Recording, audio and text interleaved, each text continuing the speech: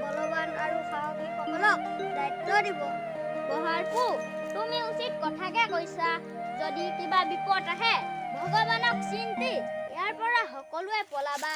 চিন্তা নকৰিব প্ৰভু, মই আৰু ভূঞাসকল একগোট হৈ স্বৰ্গদেউ আদেশ পালন কৰিম।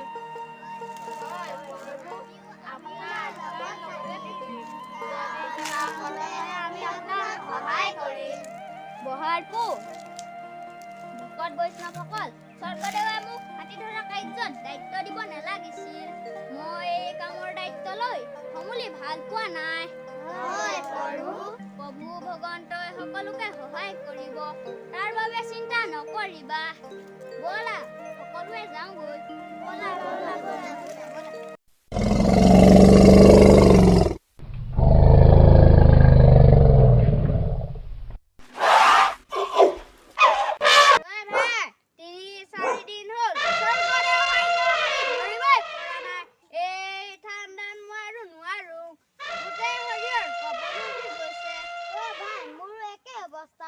এফালে পেট ভৰাই ভাত খাবলৈ পৰা নাই, কোন মুহূৰ্তত পগলা হাতীয়ে ঘৰ বাঢ়ি তহিলং কৰিব ঠিক নাই। নাথাকিবি, হাতী জাকটো ভয় খাই আমাৰ ফালে গুচি আহিব।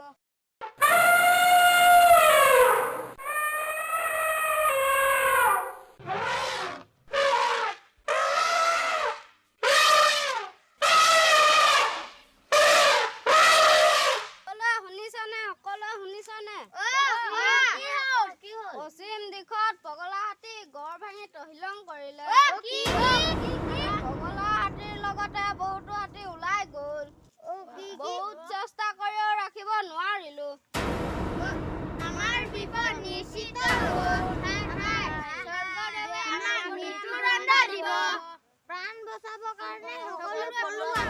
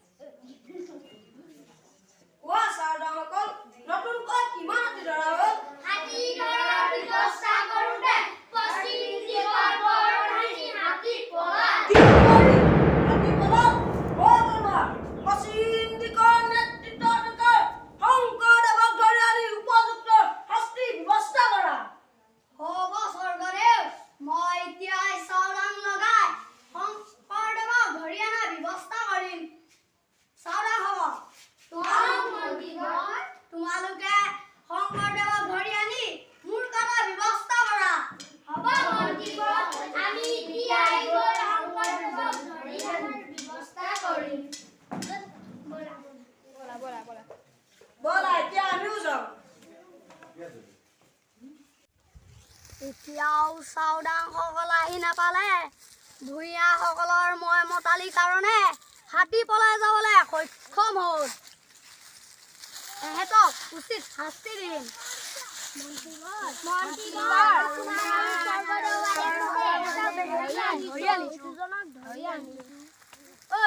তোমালোকৰ কোন কোন আছে?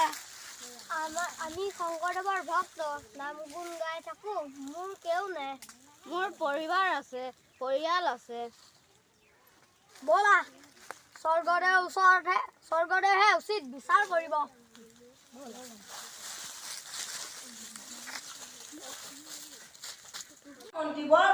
শংকৰদেৱক ধৰা হ'লনে?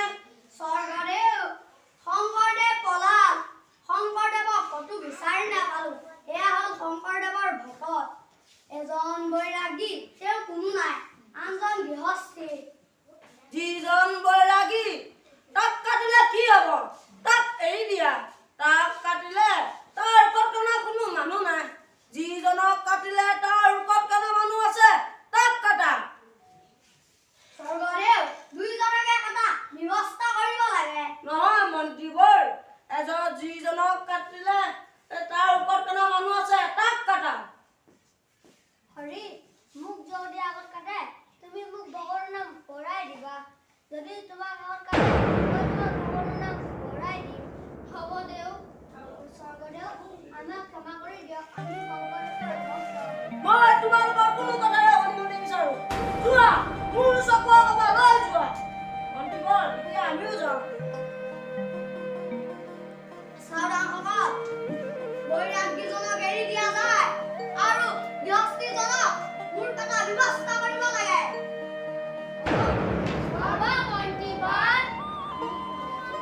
মূৰ কাটি আৰু বৈৰাগীজনক এৰি দিম। এতিয়াই গৃহস্থীজনক লৈ যোৱা, পলম নকৰিবা। হ'ব মন্ত্ৰীবৰ। তহঁতে হৰিক নাকাটিবি। হৰিৰ সলনি মোক কাট। আমি স্বৰ্গদেৱ আৰু মন্ত্ৰী আদেশ পালন কৰিবই লাগিব। তোমাক এৰি দিলো, ইয়াৰ মূৰ কাটিম। আমি দুয়োৰে হৰিক আৰাধনা কৰি লওঁ। আহা হৰি।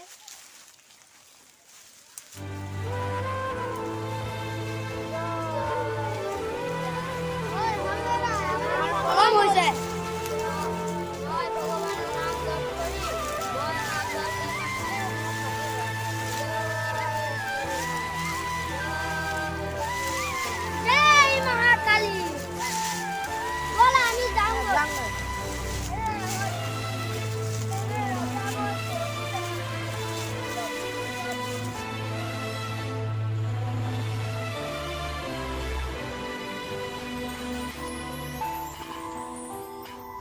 বৈষ্ণৱসকল, আমি পলাই আহি বহুদূৰ পালোহি। ইয়ালৈ চাওদাংসকল নাহে। আমি ইয়াতে নতুন গৃহতে নাম কীৰ্তন কৰোঁ। আমি এই গৃহতে ভগৱানৰ নাম কীৰ্তন কৰোঁ। আহা।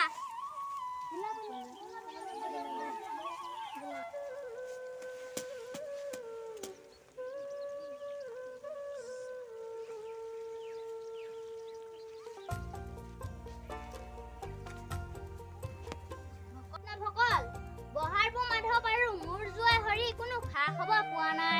নিশ্চয় সিহঁতক চাওডাঙে বন্দী কৰিলে। হয় প্ৰভু, চিন্তা নকৰিব প্ৰভু, তেওঁলোক দুয়ো অতি সোনকালে আহি পাবহি। আহা আমি সকলোৱে হৰি নাম লওঁ, নাম কীৰ্তন কৰোঁ। হয় প্ৰভু। আৰম্ভ কৰা। কৃষ্ণ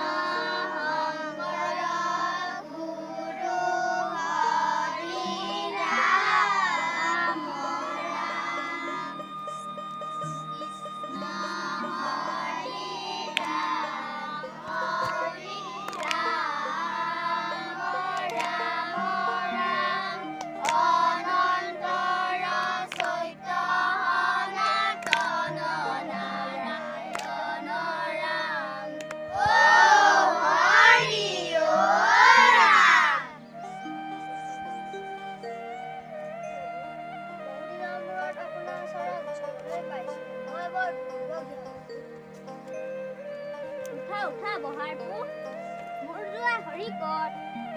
আমাক চাওদাংসকলে ধৰি নি স্বৰ্গদেৱৰ ওচৰত থিয় কৰালেগৈ। বিচাৰত মোক বৈৰাগী বুলি এৰি দিলে, গৃহস্থী হিচাপে হৰিক হত্যা কৰালে। হায় হায়, হে প্ৰভু, হৰিক মুক্তি দিয়া।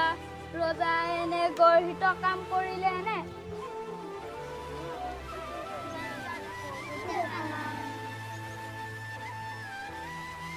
জানা বহাৰপু, ভকত বৈষ্ণৱসকল, যি ৰাজ্যৰ ৰজাৰ গাত অলপো বিচাৰ শক্তি নাই, যি ৰজা অজ্ঞানী, যি ৰজা অসাধ্য অযোগ্য কাৰ্যত মানুহৰ প্ৰাণ বধ কৰে, সেই ৰজাৰ ৰাজ্যত থকা উচিত নহয়। হয় প্ৰভু, আমিও আপোনাৰ লগতে যাম। এই ৰাজ্যত আমি আৰু নাথাকো। ব'লা সকলোৱে বয় বস্তু লৈ এই ঠাই ত্যাগ কৰোঁ।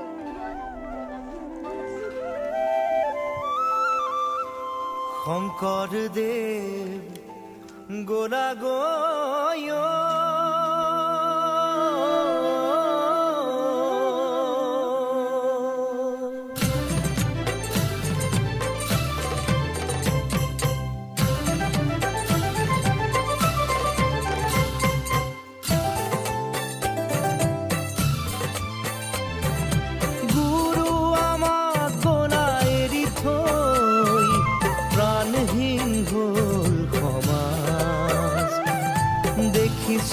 তাৰে প্ৰকাশ।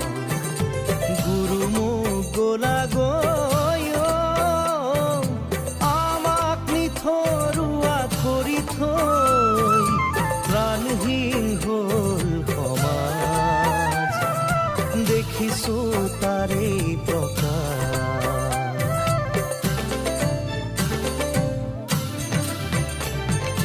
তুমি গঢ়ি যোৱা খাতাম পুৰুষীয়া একতাৰ যিডাল নাজৰি,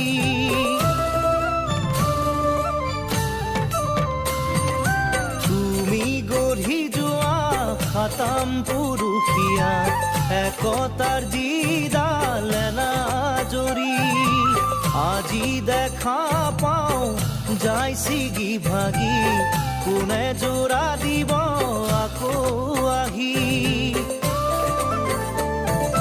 গুৰু মোৰ গোলা গয় আমাক নিথৰুৱা কৰি থৈ, প্ৰাণহীন হ'ল সমাজ। দেখিছো